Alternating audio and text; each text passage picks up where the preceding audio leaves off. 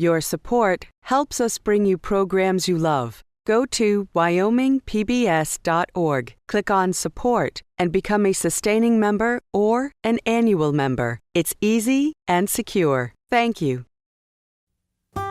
To the airline passenger far above looking down, it's the empty quarter.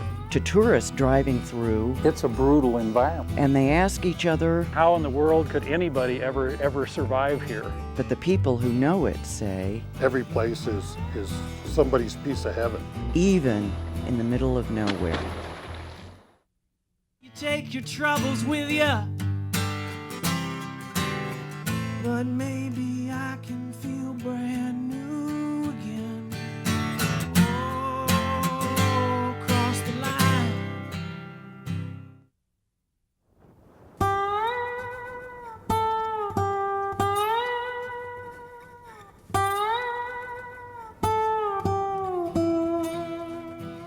Just on the eastern side of the Continental Divide, where the Sweetwater River snakes across the high prairie toward the North Platte River, few travelers stop.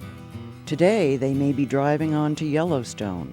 150 years ago, they were on the trail to Oregon, and centuries earlier, Native Americans were hunting bison and collecting wild plants with an eye on the changeable weather, ready to move on.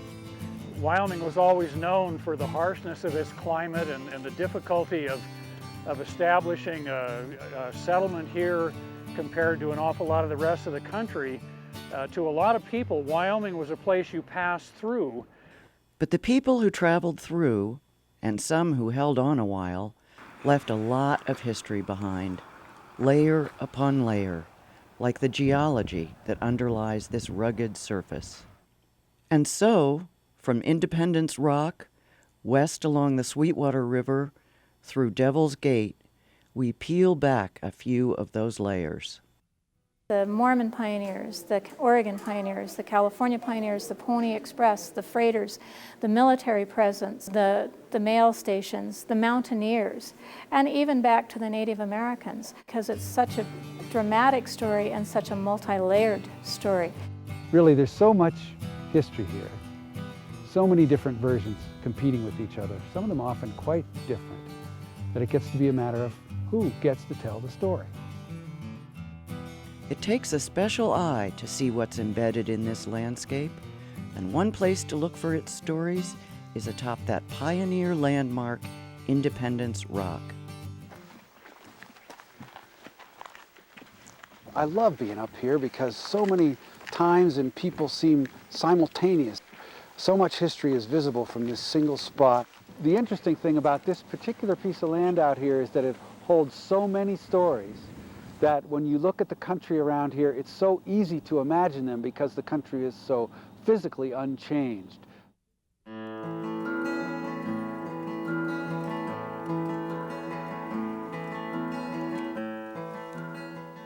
The Oregon Trail. It's become an epic myth of the American West.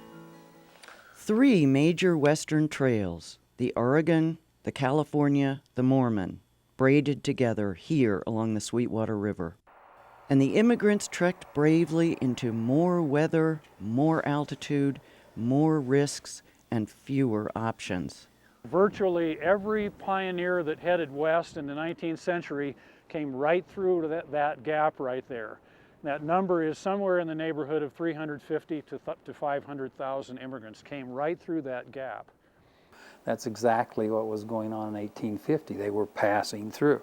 We passed through it in an hour and a half, and they passed through it in anywhere from a week to 3 weeks. So it's a little different passage. When you leave the river, the Missouri River, the Mississippi River, and go clear across the country, and when you get to Independence Rock and start up to Sweetwater, why, everything changes. I mean, it's a whole different story. One of the things that I always run into was how bad the mosquitoes was on the Sweetwater. I mean, you had them mosquitoes all the way up to Sweetwater. When we retraced the Oregon Trail in '93, we had tornadoes, we had 2 hailstorms. We had a hailstorm in Lisco, Nebraska that tore up the canvas on our wagons. So it's we experienced that year what maybe they might have went through. Bury anybody along the trip? No, we didn't bury anybody. You carved your message and you took aim at the landmarks ahead. Devil's Gate, Split Rock, Independence Rock. And on that rock, Independence Rock, you can still come about as close to history as it's possible to come, because here you'll find the messages of the travelers still alive in the stone. All right, here look at this. It says H.P. Bemis, July 4th, 1850. The generally accepted wisdom was that if you were an immigrant with your party and you were at Independence Rock by the 4th of July, that meant you had plenty of time to get over the Cascade Range into the Willamette Valley of Oregon or over the Sierras into the Central Valleys of California before those mountains filled up with snow. So that's a good thing. This guy was right on time. And they came through a very harsh, really a terrible part of the trail with very poor water, very poor livestock forage. And now they've arrived here in the Sweetwater Valley. They've got a wonderful water source. They've got excellent sources of livestock forage. This is where they sort of recruited or replenished their reserve, replenished the strength of their livestock, and were able then to continue successfully west toward Oregon or California or wherever it was they were going.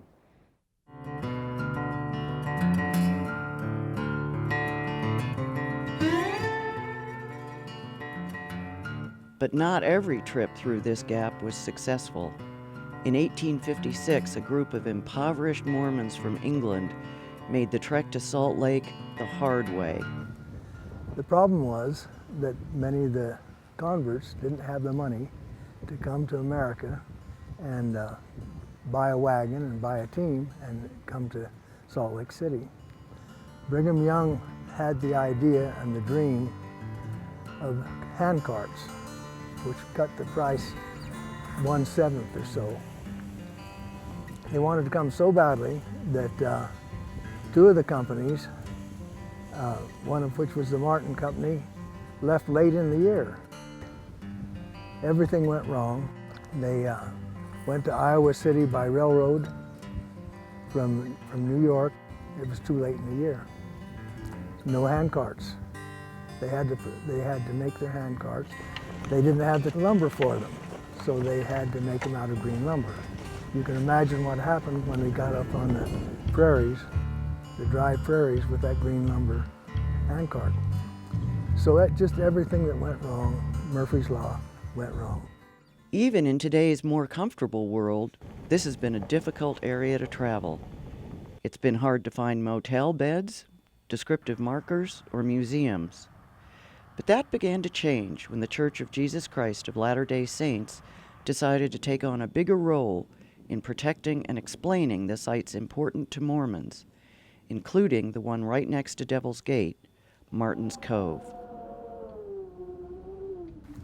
The first blizzard hit them as they crossed the North Platte for the last time.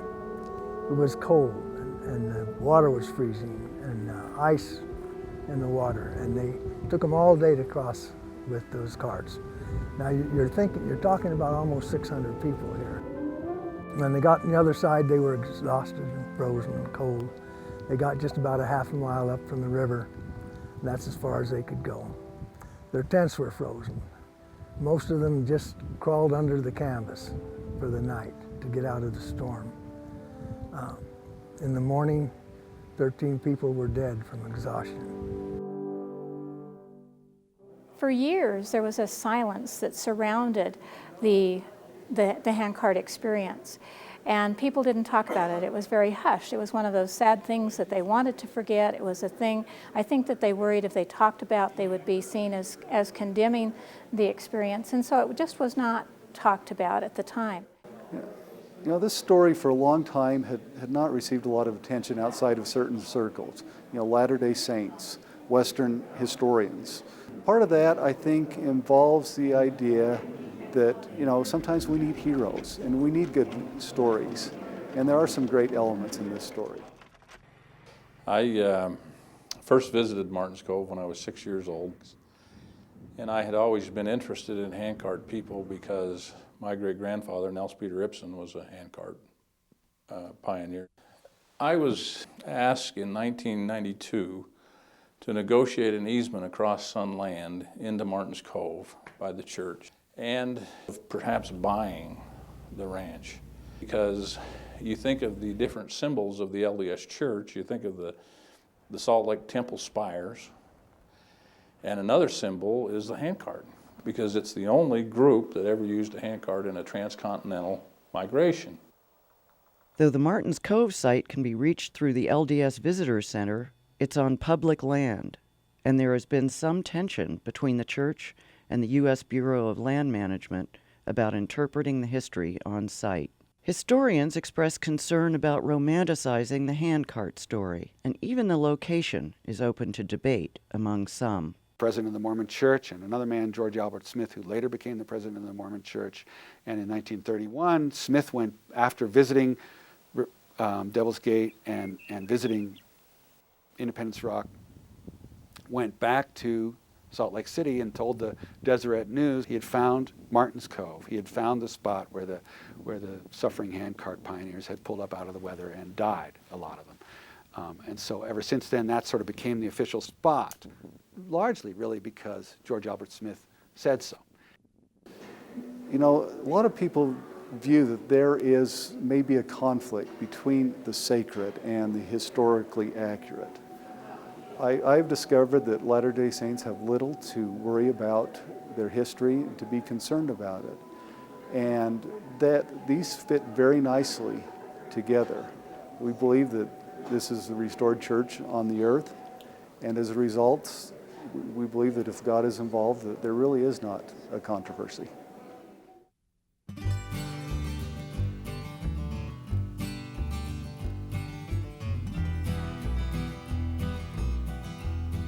Other kinds of travelers were also deepening the ruts running west. The kind who wrote stories, drew maps, and took pictures, exploring the new territories and sending reports back to the rest of the world. And once again, they often came through this same patch of land by Independence Rock in the Sweetwater Valley. People have been coming by here and writing about it for almost 200 years. Explorers like John C. Fremont kept journals and wrote books about it. It became enormously popular. And there were also a lot of writers who came by here. People like Richard Burton, the English travel writer and explorer of East Africa. He was dashing through here in 1860 by stagecoach on his way to Salt Lake City to interview Brigham Young in what he called the Mecca of the Mormons. Other people who came through here were the artist Alfred Jacob Miller, who was traveling with the English sportsman and gentleman, Scottish sportsman and gentleman William Drummond Stewart in the 1830s. Scientists came by like Ferdinand V. Hayden with the Hayden Survey after the Civil War. A remarkable landscape photographer named William Henry Jackson took pictures here. So all these things, all these people stopped here, wrote about it, wrote down what they were thinking about, and so we have this remarkable record of what was going on. And right over here next to the Sweetwater River, just on the far side of it, is the little meadow where the Hayden Survey camped in 1870. We can see the meanders of the river itself here going on down towards the east and Pathfinder Reservoir in the North Platte River. And here in Jackson's picture, look how sandy the river is as it winds past these bars and how much grassier the banks are now. These rivers change a lot over time, just like everything else around here.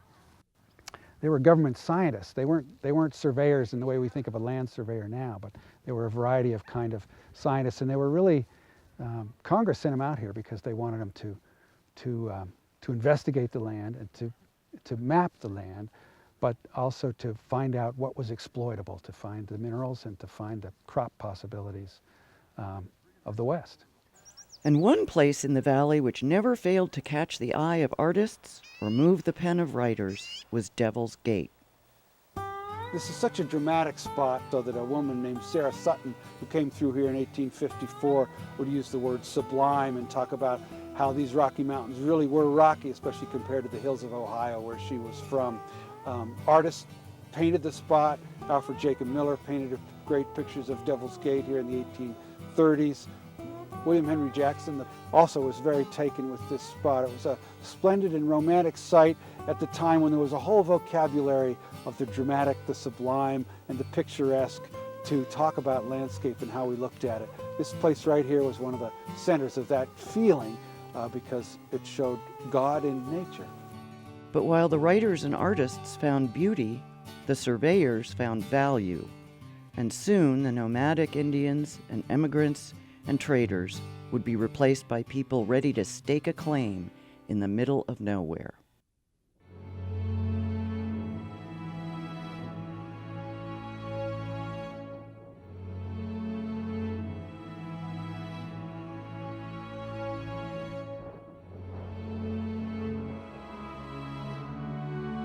It's commonly said, and largely true, that the Sweetwater Valley is a place people pass through without putting down roots, then and now. The reason that's true is nobody wanted it. If somebody wanted it, they would have homesteaded it. And so it's still 95% BLM.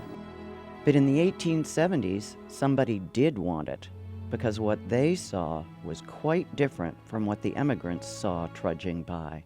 After the Transcontinental Railroad was completed in 1869, travel on the old Oregon Trail route up the North Platte and then up the Sweetwater to the Continental Divide pretty much ceased altogether. So that what had been a really heavily traveled route with lots of stock and people going by year after year, eating up all the grass and driving away all the game, by the mid-1870s the valley was again lush with grass and full of game, and there were not very many white people there. An exception was Tom's son. My great-grandfather, Tom's son, he had run away when he was 11 years old. Somehow, had been in the Civil War and went with trappers and stuff and found his way where they were hunters for the UP Railroad at Fort Steele. After the railroad went over, one boom left and another one had come, and they kind of looked at the gold, and then, what else could you do with land in those days? And so livestock was the reason for probably staying, and he went into the cattle business. Well, the ranching era began here in the Sweetwater Valley when the original Tom's son settled here in 1872, and that basically was the sort of official, if you will, beginning of the ranching era. At that time, the government was practically giving away land in the West, beginning with the Homestead Act. A variety of other ways too. There was the Desert Land Act, under which you could get a whole section. That's how Tom's son first got his section at Devil's Gate. But it was still harsh country that didn't give up a living easily. Well, if you look back, if I take Tom's son Sr.'s, what we call today diversified. There was livestock. He was in gold mining or gold claims, and also, as we would look at it, a modern day outfitter. People would come in from Europe or Persia and around to the railroad to Rawlins, and they would pick them up and take them on these hunting trips from all over central Wyoming. Gradually, the valley was filling in with settlers. The ranches were a community. You could see the upper Sweetwater was kind of a community, and then you take, say, between Sweetwater Station to Split Rock was kind of a community, and then from Split Rock on down to Pathfinder was another community. But in essence, the whole Sweetwater was one large community. I think you stood up for one another. You helped one another with brandings or whatever events that you had coming on. For entertainment, they were close, so you helped. You got to realize at any time, even today, you're a long ways away from any communities, and so it's the communities now have got bigger, but in the old days, the communities had to be pretty close just to accomplish what you wanted to do.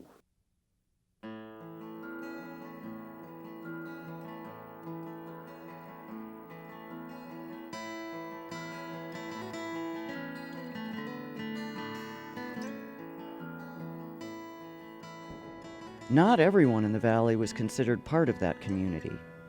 Not Jim Averill and Ella Watson. who would later be immortalized as Cattle Kate. They were newcomers in the 1880s, when old-timers had been there not much more than a decade. The open range cattle business, there were no fences between the different holdings. The ranches could control. Tom's son owned one section, 1 square mile of land at Devil's Gate, and yet his cattle ranged over many tens of thousands of acres. Jim Averill was a storekeeper. He was with middle-class aspirations, landing in the middle of and along the borders of these large ranches. Averill had been public about his opinions about the whole land use system. By the spring of 1886, Averill had been joined at his store and by a woman named Ella Watson from Kansas. The woman seems to have been a strong-minded person and a strong-looking person. The one picture you have of her that really shows her stature shows a fairly tall, broad-shouldered woman of some size and heft. And so she wasn't a small, hairy flower. There were many issues between the open-range ranchers and the small homesteaders. There were also suspicious questions about how Ella Watson had acquired some of her cattle. One day after spring roundup, the big ranchers came and collected Averill and Watson at gunpoint. Right up here, the head of this gulch right up here is where Ella Watson and Jim Averill were hanged in the summer of 1889. They're under a long limb of a pitch pine tree. You can still find this tree. They're standing on a big rock. There they are. There's Watson and Averill. Averill already has a lariat around his neck. The woman is not cooperating. They're still arguing and yelling. She won't keep her head still for them to get the rope around her neck. A friend of Ella Watson's witnessed all this and tried to intervene, but was chased off by the ranchers' rifles. Those who saw the lynching through to the end never talked, and no charges were brought. It was never discussed within the family.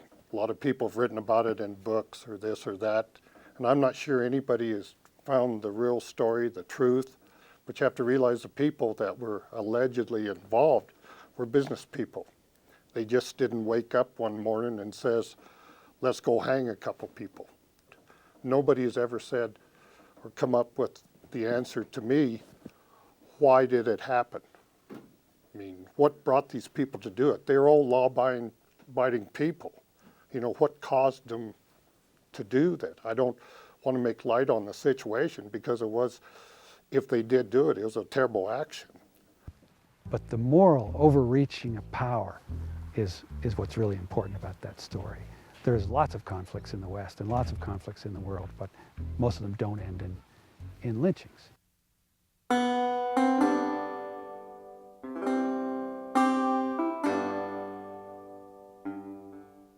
Eventually, the Sun family would make another business decision.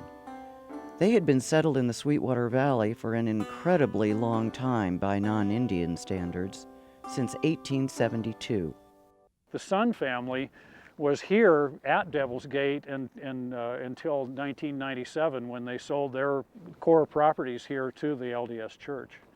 When you get so many members in a family, you get that difference in business philosophies. Those differences were accentuated when one branch of the family sold its share, the old Hub and Spoke Ranch, to the Mormon Church. It was a very, very difficult decision for all of the sons to sell the ranch. This was their heritage. They'd been here a long time, and it was very difficult for them to do. But, you know, it could have went to development. It could have went to Walt Disney. You know, it could have went to a lot of other places. And so, until you're in their boots, how can you say? And so another of the stories that are layered in this landscape begins to fade. The story of ranching and the Sun family's long presence here.